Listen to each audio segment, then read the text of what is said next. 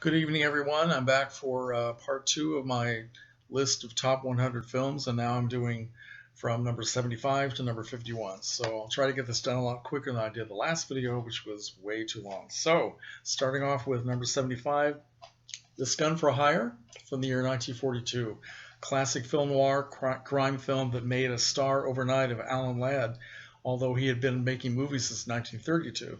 But yeah, he was a star overnight after this. Perfectly teamed with Veronica Lake, and they made other films together and were just a classic combination of the 1940s. Next up, Vincent Minnelli's marvelous MGM musical from 1953, The Bandwagon, starring Fred Astaire and Sid Charisse. Just perfection. I just love that movie. Okay. Next up is an Italian horror film classic for freaks like me called Castle of Blood, also known by its original Italian title, Danza Macabra, The Dance Macabre, starring Barbara Steele in one of her most iconic roles. It's a very morbid and downbeat take on the whole vampire genre. Beautiful cinematography, black and white cinematography. Next up is a combination science fiction film noir, which is wonderful. It's called Dark City from 1998, I believe, or 97 or 98, one of the two. Um, let's see, it has Rufus Sewell, Kiefer Sutherland, Jennifer Connelly, and William Hurt. Beautiful, beautiful film. Next up is High Fidelity. I'm not sure when this was made, maybe around 2000 or sometime in the late 1990s. John Cusack, Jack Black. This is the perfect film for people who collect records. That's what it's all about. The guy who he owns a record store, and it talks about his dreams and fantasies about relationships, and they all involve records and music. So it's wonderful. Next up is from 1974, The Conversation, directed by Francis Ford Coppola. Um, or Coppola. I guess that's not Coppola. It's Coppola. I don't know. Starring Gene Hackman. It also has Terry Garr. Uh, Harrison Ford has a small part in it. Cindy Williams. Beautiful, beautiful film to look at, but very, very dark and creepy about a guy named Harry Call who was a very isolated, introverted man who was an expert on surveillance using sound. And he comes to believe that one of his investigations has been the cause of the deaths of two young people, and it's just driving him crazy. This was kind of Coppola's answer to Antonioni's Blow Up from 1966. Okay. Next up is one of my favorite movies of the 1940s, and one of the best, in my opinion, one of the best film noirs. This is Dark Passage from 1947, starring Humphrey Bogart, Lauren Bacall, and Agnes Moorehead. And I've always loved this movie, and what can I say? I love it. Next up is a very weird film called Stranger Than Paradise, directed by Jim Jarmusch. Beautiful, grainy black and white photography. It's all about this group of Hungarian immigrants living in New York City who just get involved in unexplainable weirdness. It's just a fascinating film to watch. I've always liked it. Next up is an Italian film by Michelangelo Antonioni called La Ventura from 1960, starring Monica Vitti, in a film that was the first in a trilogy by Antonioni, reflecting on the alienation in Italian society at that time. And it's gorgeous black and white cinematography, very intricate plot and characterizations, and very much worth seeing. Okay, next up is one of my favorite horror movies. It's called The Tingler from 1959. This is directed by William Castle, starring Vincent Price, Daryl Hickman. It is a very weird idea of a doctor who finds that fear inside the human body makes this creature grow along the spine, and he finds a way to isolate one of these creatures, and it starts crawling through the theater. It's wonderful. Okay, next up is an essential film for people in my generation, the baby boomers, or whatever the hell we're called. Easy Rider from 1969. It's got Peter Fonda, Dennis Hopper, Jack Nicholson, directed by Dennis Hopper. Just the ultimate hippie versus redneck adventure with great music by Jimi Hendrix and all kinds of great artists of the time. Next up is a classic comedy from Woody Allen, Annie Hall from 1977, the best picture of 1977, starring Woody and also starring Diane Keaton, who won Best Actress.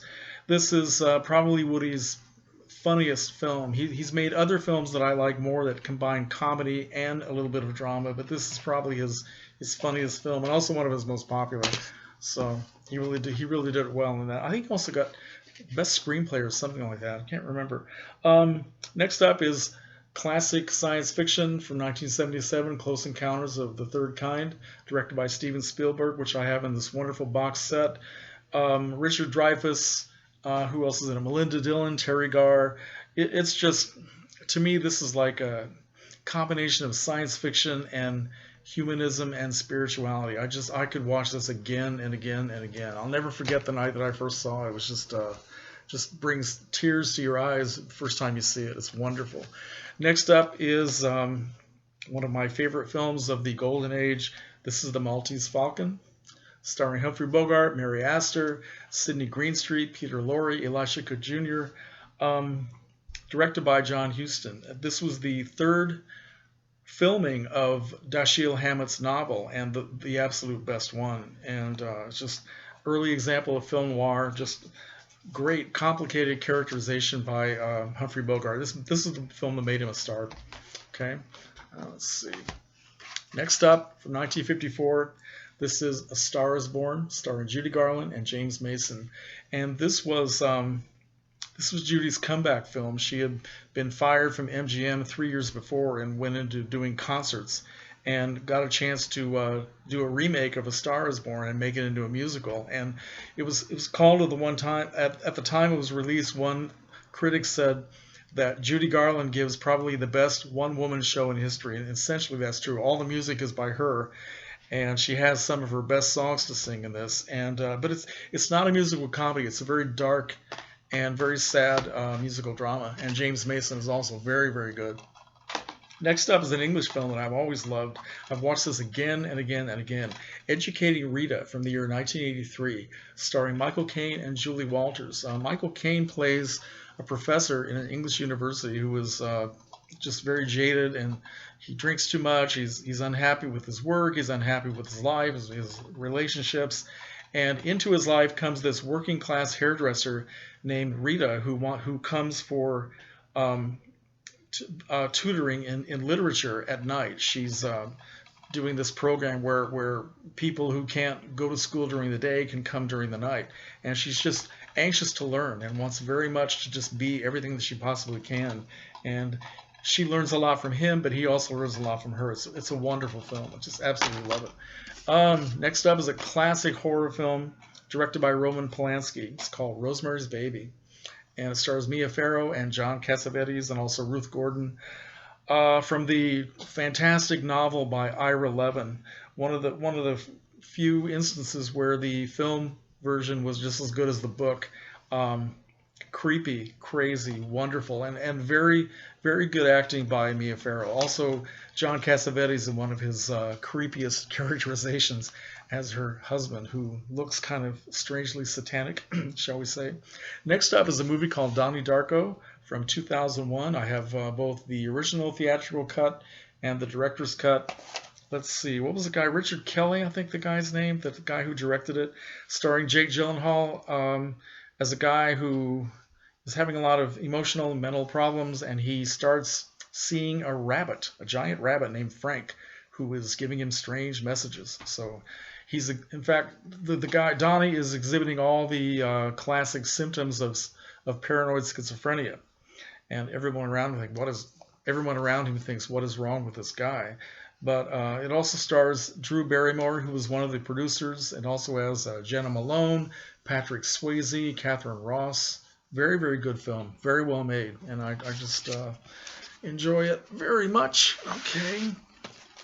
Next up is a classic MGM musical from 1944, Meet Me in St. Louis. I can't imagine anybody not loving this movie. Judy Garland, Margaret O'Brien, Mary Astor.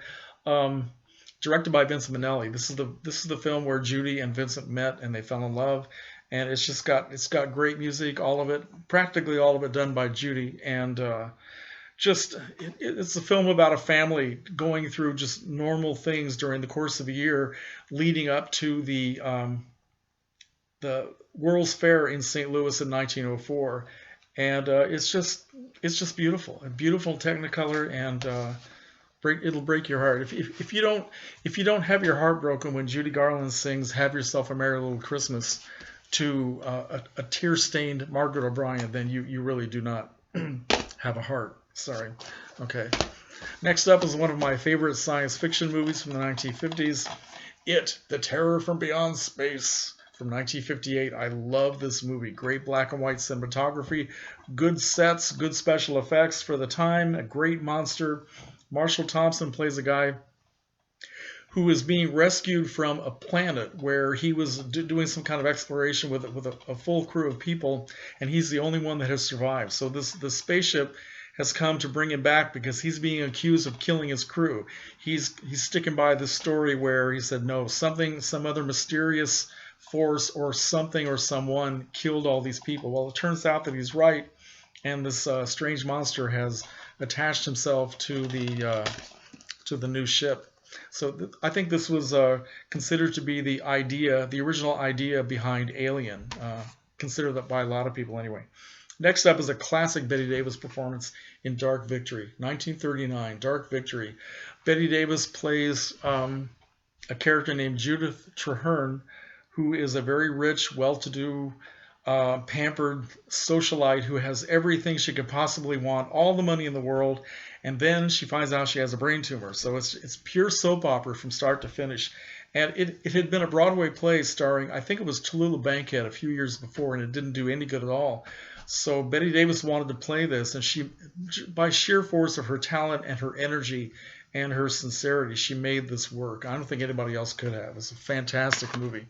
Another one that will make you cry at the end, or you are dead. Okay, finally, well, not finally, I have a few more, but this is The Bat from 1958, starring Vincent Price and Agnes Moorehead, in a story that had been done before, I think back in the silent era, about strange goings-on in a big old haunted mansion, or it seems to be haunted, by a killer known as the Bat.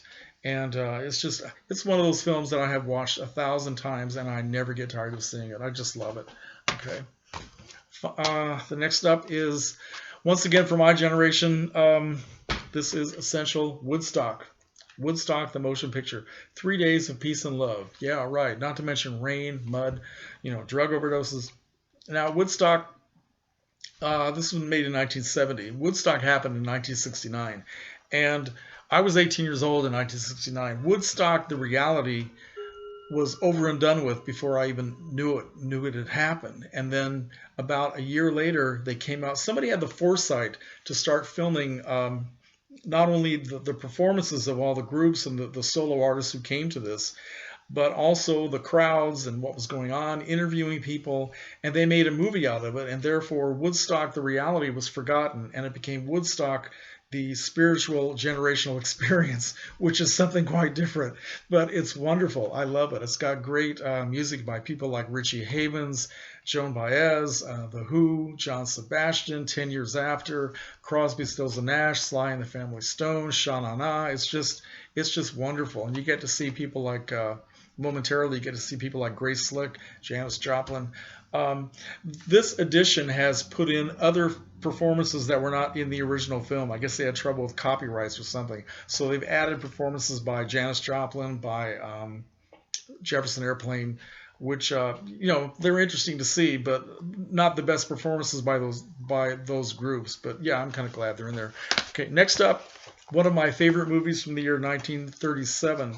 This is Stage Door. Okay, Stage Door, made at RKO, starring Ginger Rogers, Katharine Hepburn, and Adolphe Menjou. Also, other great actresses of the time who were kind of up and coming, not well known at the time: Gail Patrick, Andrea Leeds, Lucille Ball, Eve Arden, Ann Miller. Ann Miller was 14 years old when she made this.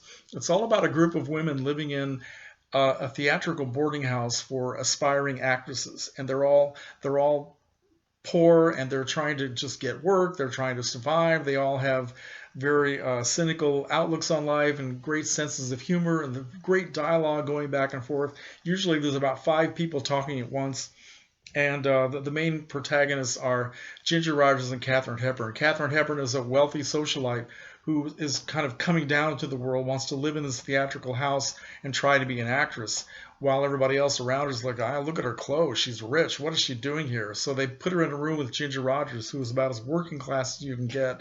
And of course they can't stand each other, but then things move on and they become friends. It's just wonderful. Okay. And finally, this is a film from 1967 that I remember seeing when I was 16 years old, and it's called The Incident. Okay, now this is in a thin pack that I found a place online that actually put this film out on a DVD-R. This is not commercially available. So what this particular website has done is taken some of these movies off of television, I think, or maybe off VHS tapes. This was recorded off of AMC. You can see the little AMC logo in the right-hand corner. The Incident is a film that has to do with a couple of overgrown juvenile delinquents played by Tony Musante and Martin Sheen. Martin Sheen's first film. Getting on a subway train late at night in New York City and terrorizing all the people who are on there. They have people like Thelma Ritter, let's see, Gary Merrill, Ruby Dee, who are some of the other, Donna Mills, young Donna Mills in her very first film. And I'm going to do another video talking about this, because if I ever get back to my series of a movie for each year of my life, the next year that I have coming up is 1967, so I want to talk about this. A lot of people don't know about this movie, but it was one of those late 60s films that was very, very downbeat and very cynical, trying to show the reality of what American life was like at the time. It's really fantastic. So anyway, those are my movies, and that's my list, and I did this very quickly. I'm very proud of myself. How do I turn this off? Right here.